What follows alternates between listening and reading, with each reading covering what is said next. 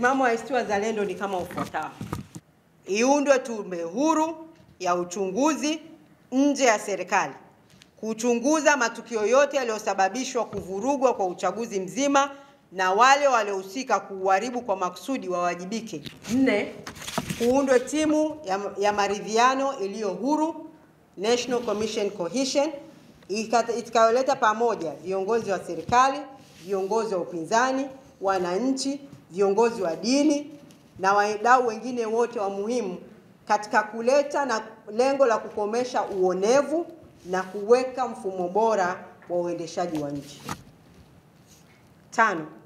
Tunataka mageuzi ya kidemokrasia, hususan katiba mpya itakayounda tume huru ya uchaguzi, itakayoweka mipaka iliyo wazi kati ya dola na chama tawala na kuweka uhuru wa vyombo vya habari na vyama vya siasa.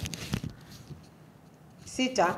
Tutaipeleka mahakamani INEC kuzuia kuapishwa kwa wabunge wa viti maalum na kuilazimisha INEC kuleta takwimu hadharani walizotumia kukotoa na kuteua viti maalum vya ubunge.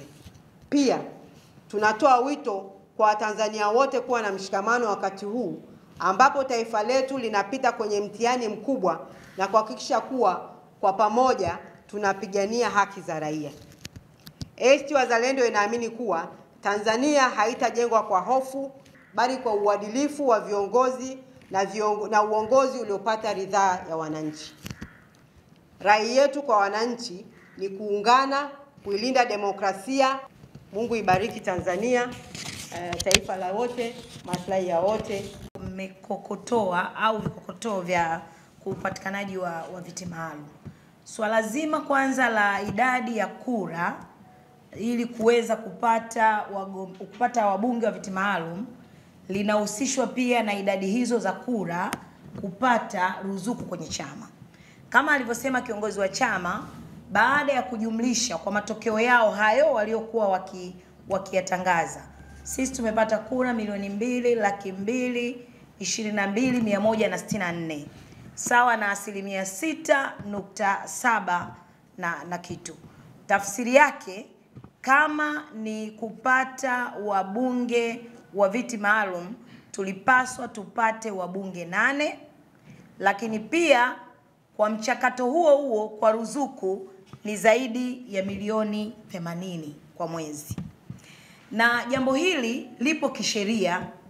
Mnapopata kura za wabunge, zile kura za wabunge zikishajumlishwa, 5% ya kura hizo mkiwa mmepata 5%, kuanzia 5% ndio mnapata wabunge 6 wa viti maalum na ruzuku.